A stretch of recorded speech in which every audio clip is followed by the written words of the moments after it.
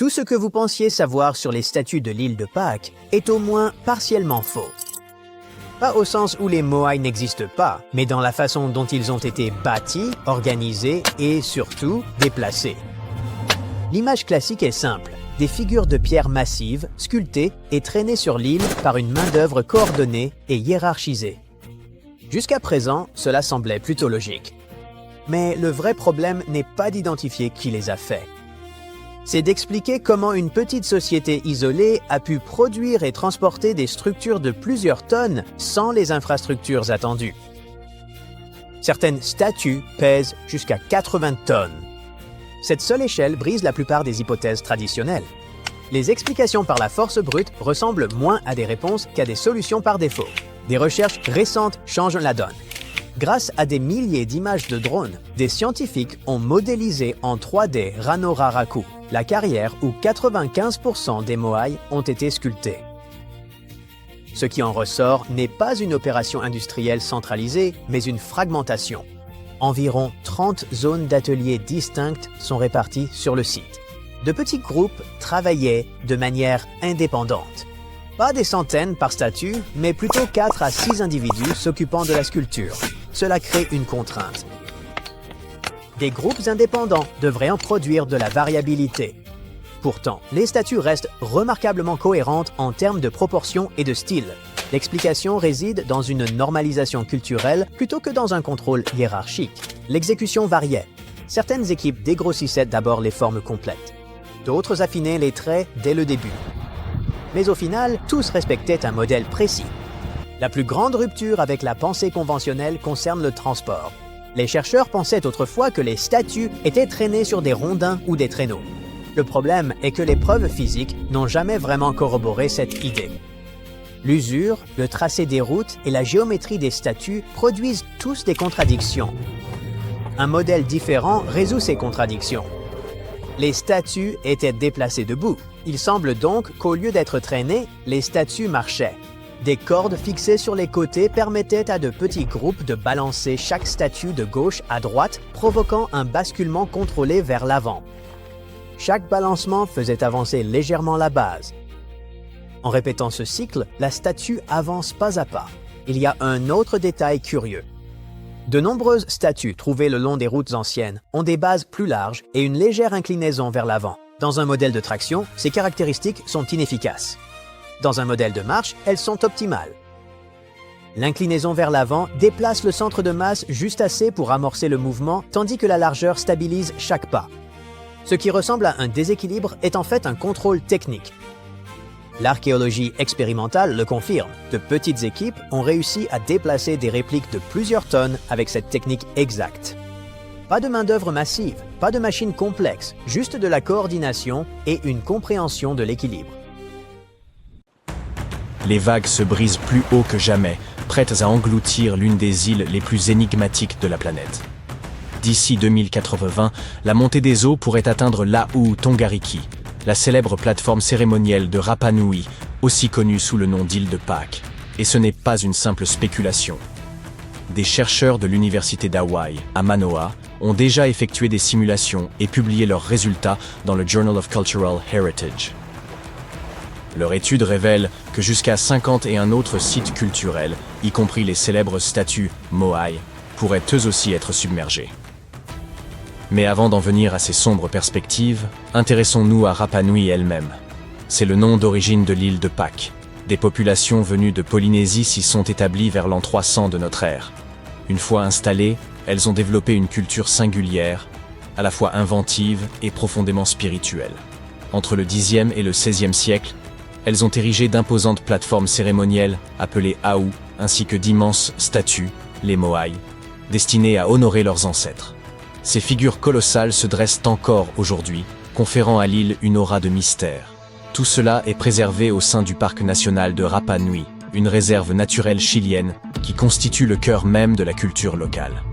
L'architecture et les sculptures y sont d'une originalité sans équivalent, même au sein du monde polynésien. L'île de Pâques est d'ailleurs l'un des lieux les plus isolés du globe. Elle se situe à environ 3700 km du territoire chilien. Couvre 166 km² et son site classé au patrimoine mondial s'étend sur près de 70 km², incluant 4 petits îlots voisins. Le parc national de Rapa Nui abrite une profusion de trésors archéologiques. Les chercheurs y ont recensé près de 900 moai, plus de 300 AU et des milliers d'autres structures liées à l'agriculture, aux rites funéraires, à l'habitat ou à la vie quotidienne. Ces statues sont fascinantes. Certaines atteignent 2 mètres de haut. D'autres frôlent les 20. La plupart furent taillées dans une lave jaune-brun à l'aide d'outils rudimentaires en basalte nommés toki. Certaines étaient encore en cours de sculpture, d'autres transportées vers leur emplacement définitif, et plusieurs furent abattues, puis redressées. Les carrières comme celle de Rano Raraku témoignent encore du savoir-faire de leurs artisans. Les AU présentent une grande diversité de formes et de dimensions. Le plus vaste, AU Tongariki, aligne 15 moai sur sa plateforme. La majorité repose sur une base de pierre soigneusement assemblée, avec une rampe souvent pavée de galets polis et une esplanade à l'avant. L'art rupestre y est omniprésent. On y découvre des pictogrammes et des pétroglyphes au style varié, tandis que les grottes renferment d'autres sculptures. Même les villages, fermes et autres édifices sont d'un intérêt exceptionnel. Au XVIe siècle, d'après les chercheurs, la société Rapa Nui a traversé une profonde crise. Les ressources naturelles s'étaient épuisées, entraînant une mutation culturelle majeure. De nombreux monuments mégalithiques furent endommagés ou détruits, et le culte des ancêtres céda la place à celui de l'homme-oiseau.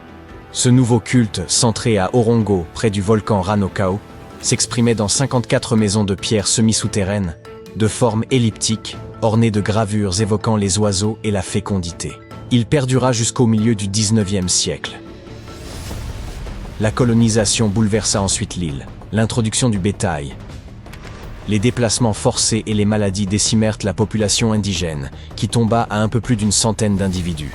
Aujourd'hui, l'île abrite à la fois les descendants des anciens habitants et des immigrés, tous unis dans la volonté de préserver cet héritage tout en s'adaptant à la modernité. Hélas, ce patrimoine exceptionnel pourrait pourtant disparaître à jamais. Si aucune mesure n'est prise, la montée du niveau marin risque de compromettre le site du patrimoine mondial de l'UNESCO de Rapa Nui. Les scientifiques rappellent que la prise de conscience de ces menaces n'est qu'un premier pas. Comprendre la situation permettrait de concevoir des moyens efficaces pour protéger ces monuments anciens. Pour évaluer la gravité du danger, les chercheurs ont conçu un double numérique de l'île et fait tourner des simulations informatiques d'une précision remarquable, retraçant le mouvement des vagues sur le littoral.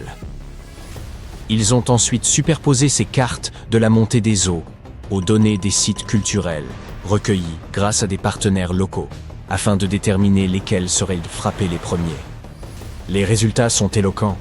L'élévation du niveau des mers menace toutes les côtes du globe, mais l'enjeu est désormais de savoir quand et avec quelle intensité. Selon les projections, les vagues pourraient atteindre l'Ahu Tongariki d'ici 2080. Cette célèbre plateforme surmontée de moai, véritable symbole de la culture Rapa Nui. Les données sont indiscutables, et le temps presse.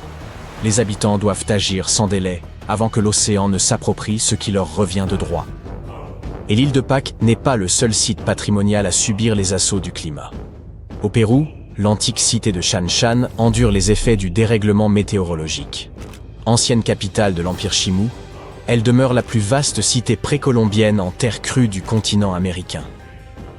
Véritable prouesse pour son époque, elle témoignait d'une organisation sociale élaborée, d'une planification urbaine ingénieuse, de réseaux d'irrigation perfectionnés et d'un art raffiné. Bien que les Incas s'en soient emparés au XVe siècle, les ruines révèlent encore toute la sophistication de la civilisation Chimú. Inscrite au patrimoine mondial de l'UNESCO, Chan Chan revêt une importance historique majeure. Aujourd'hui, le phénomène El Niño, la phase chaude d'un cycle climatique naturel nommé El Niño, oscillation australe, provoque à la fois pluies torrentielles et sécheresse prolongée. Ces variations existaient déjà, mais elles surviennent désormais avec une fréquence accrue. En parallèle, la montée des nappes phréatiques fragilise les structures.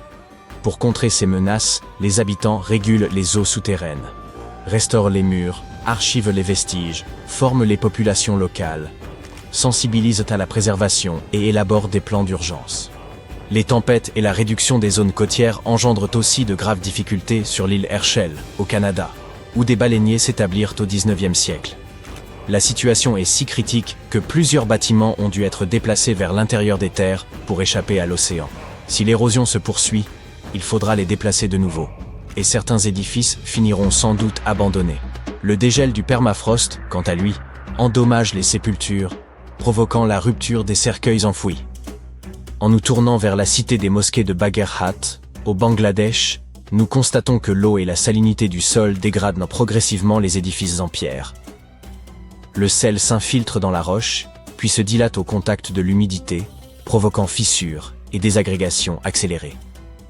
Ce lieu, lui aussi classé au patrimoine mondial de l'UNESCO, renferme environ 360 mosquées, ainsi que des bâtiments publics, des bassins, des mausolées, des ponts et des routes, jadis érigés en briques cuites. La Grande-Bretagne côtière figure elle aussi parmi les régions menacées par la montée des eaux et la violence accrue des vagues. Les intempéries y mettent en péril de nombreux châteaux historiques. Hurst dans le Hampshire, Tintagel en Cornouailles, Piel en Cumbria, le fort de Bayards Cove dans le Devon, les fortifications de la garnison des îles Scilly, ou encore Calshot à Southampton.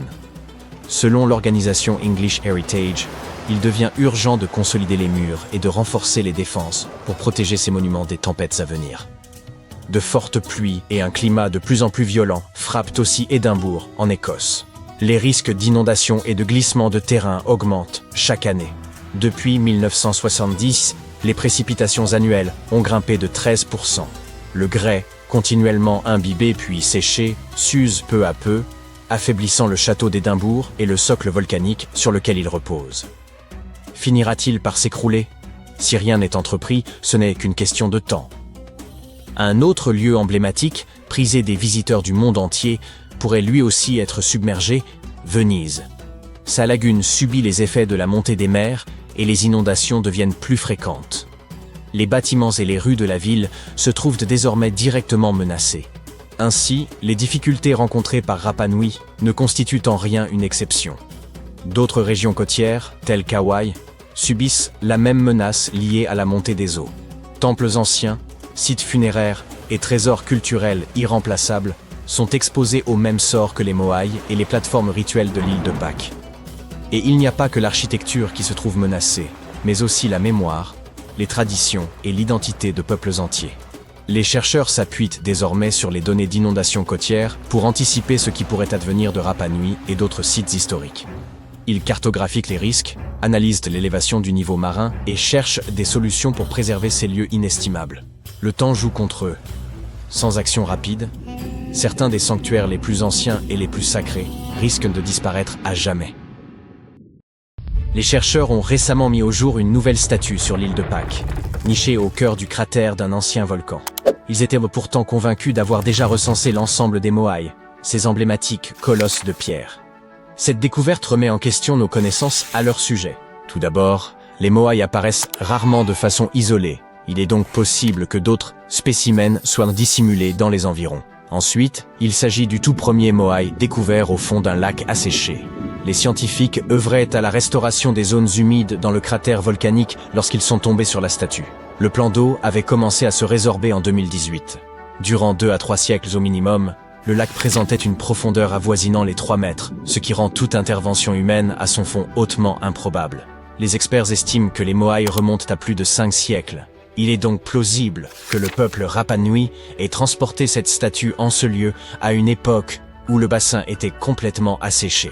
La statue récemment exhumée mesure environ 1,50 m de haut, ce qui demeure modeste comparé à la majorité des sculptures présentes sur l'île. Elle se distingue néanmoins par sa forme complète et ses traits nettement définis. Les chercheurs prévoient d'effectuer une datation au radiocarbone afin d'en préciser l'ancienneté. À la demande des anciens de la communauté Rapa Nui, ils n'envisagent pas de déplacer la statue de son emplacement d'origine. Les statues moaïs ont longtemps suscité la perplexité des chercheurs. Si l'on savait qu'elles furent érigées en l'honneur des chefs de l'île, nul n'était en mesure d'expliquer pourquoi ces sites précis avaient été retenus pour leur implantation. La majorité d'entre elles ont été retrouvées sur les rivages de l'île. Des chercheurs de l'université new-yorkaise de Binghamton ont entrepris d'étudier de plus près les emplacements des statues et ont découvert qu'ils étaient liés à la présence d'eau. L'île de Pâques constituée de sols volcaniques poreux, absorbe aisément la pluie. En conséquence, elle ne dispose ni de rivières abondantes, ni de sources suffisantes. Il y a plusieurs siècles, les habitants dépendaient de l'écoulement des eaux souterraines pour s'approvisionner en eau potable. L'eau retenue en profondeur dans les strates rocheuses ou sédimentaires, appelées aquifères, finit par remonter jusqu'à la surface. Lorsqu'elle émerge à proximité du littoral, elle se mêle à l'eau salée de la mer, mais le taux de salinité reste suffisamment bas pour que l'eau demeure consommable. Les insulaires la recueillaient directement au point d'émergence. C'est vraisemblablement pour cette raison que les Moai furent édifiés en bord de mer, à proximité immédiate de cette précieuse ressource. Les troncs des statues font généralement taillés dans du tuf volcanique, extrait d'une carrière locale, située dans un ancien cratère. Si cette roche se prête aisément à la sculpture, elle demeure difficile à transporter. C'est sans doute pour cela que l'on a découvert plus de 300 Moai inachevés dans la carrière même. Les autres sont répartis sur l'île, tournés vers les anciens villages. Les sculpteurs auraient commencé par tailler les statues à plat, allongées sur le dos. Ensuite, ils les détachèrent de la roche, les faisaient glisser en contrebas, puis les redressaient afin d'achever les finitions. Une fois le travail terminé, il ne restait plus qu'à acheminer la statue jusqu'à sa plateforme. Il s'agissait alors de transporter, sans véhicule ni technologie moderne, des statues pesant près de la moitié du poids d'une maison de plain pied, sur une distance de 5 km. Les insulaires ont dû mettre au point un procédé de transport inédit. Des chercheurs ont tenté de le reproduire, en charriant des répliques de Moai sur des traîneaux de bois. On a supposé que des palmiers avaient pu être employés à cette fin, mais cette hypothèse a été écartée. L'expérience la plus concluante à ce jour consiste à utiliser des cordes pour faire osciller la statue verticalement sur le chemin. Cette théorie semble plausible, car selon les légendes Rapa Nui, les Moai auraient marché depuis la carrière jusqu'à leur emplacement. Bien entendu, il leur fallait des routes adéquates pour acheminer les statues. Au début du XXe siècle, la chercheuse Catherine Routledge a mis au jour un réseau de voies vieilles de 8 siècles, large d'environ 5 mètres, rayonnant depuis la carrière. Selon elle, ces chemins répondaient davantage à une fonction rituelle qu'à un usage purement pratique. Comme elle n'était pas encore une figure reconnue de la science, sa théorie fut largement négligée. Plusieurs décennies plus tard, Thor Heyerdahl, aventurier et archéologue norvégien de renom, publia une hypothèse selon laquelle ces routes servaient exclusivement au transport des Moai. Certaines statues auraient, selon lui, été abandonnées en chemin sans explication évidente. Cependant, en 2010, des chercheurs ont révélé que les Moai parvenaient bien à leur emplacement final, car ils étaient installés sur des plateformes dissimulées. Le sol des routes, en forme de U, ne facilitait guère le déplacement de statues aussi massives. Aujourd'hui encore, on peut observer quelques kilomètres de ces voies, visibles depuis l'espace. On croyait autrefois que les Rapa Nui avaient détruit leur propre habitat, précipitant l'effondrement de leur civilisation. Mais une étude récente, fondée sur l'analyse par télédétection et l'intelligence artificielle, affirme au contraire que la population est demeurée stable et modérée au fil des siècles. Les insulaires auraient en effet su s'adapter aux contraintes de leur environnement, maintenant une démographie équilibrée. Parmi les indices appuyant cette vision, d'ingénieux jardins de pierre, témoignage d'une agriculture maîtrisée. Rapa Nui, aussi appelée l'île de Pâques, est l'un des lieux habités les plus reculés du globe. Baignée par le Pacifique, elle se situe à plus de 3500 km du Chili central et à plus de 4000 km de la Polynésie française. D'une superficie de 163 km², elle est constituée exclusivement de roches volcaniques. Ces volcans étant éteints depuis longtemps, le sol a perdu la plupart des éléments fertiles jadis apportés par les coulées de lave. Le climat y est également plus aride que sur les îles tropicales, et ces fonds marins profonds compliquaient la pêche, faute de récifs ou de lagons peu profonds. Pour subsister, les Rapa Nui ont donc mis au point une technique agricole ingénieuse, le jardinage lithique. Ils dispersaient des pierres de tailles diverses sur le sol, pour y cultiver notamment le taro et la patate douce. Les roches servaient à protéger les plantes des vents violents et de l'air salin, tout en régulant la température du sol. Elles relâchaient aussi lentement des minéraux, enrichissant progressivement le sol. Quelques habitants utilisent encore de tels potagers, bien que leur rendement soit très modeste. Des méthodes semblables ont été employées dans des régions peu hospitalières, comme la Nouvelle-Zélande, les Canaries ou le sud-ouest des États-Unis. Tandis que les chercheurs élucident les mystères de l'île de Pâques, Celle-ci leur livre de nouvelles clés sur le fonctionnement du manteau terrestre. Longtemps, on a cru que ce dernier se déplaçait lentement, tel un tapis roulant, emportant les plaques tectoniques. Or, une récente étude menée par des géologues cubains, colombiens et néerlandais remet cette hypothèse en cause. Ils ont eu recours à la datation par zircon, une méthode analysant de minuscules cristaux formés lors du refroidissement du magma. Ces zircons contiennent de l'uranium qui, avec le temps, se transforme en plomb. En mesurant cette évolution, les scientifiques ont été en mesure de dater les cristaux et ont été stupéfaits de découvrir que certains étaient anciens de près de 165 millions d'années. L'île pourtant n'a que 2,5 millions d'années. Les chercheurs en ont conclu que ces zircons provenaient du manteau profond, remontés à la surface par du magma lors d'anciennes éruptions. Les volcans de Rapa Nui appartiennent à une catégorie dite des points chauds, créés par des panaches de roches brûlantes, s'élevant des profondeurs terrestres. En principe, ces panaches demeurent stationnaires pendant que la croûte terrestre glisse au-dessus, engendrant des chaînes volcaniques comme celle d'Hawaï. Mais la présence de ces zircons anciens sur une île récente suggère une dynamique plus complexe en profondeur. Il y a 165 millions d'années, un vaste plateau volcanique occupait l'actuelle position de Rapa Nui. Ce plateau a sombré sous l'Antarctique il y a 110 millions d'années, emporté par la subduction tectonique. Toutefois, les zircons sont restés en place, contredisant l'idée d'un manteau fluide agissant comme un tapis roulant. Cela indique que le manteau, à proximité des panaches de points chauds, est bien plus stable qu'on ne l'imaginait auparavant. Une telle révélation pourrait profondément transformer notre vision de la tectonique des plaques et des mouvements internes de notre planète au fil du temps.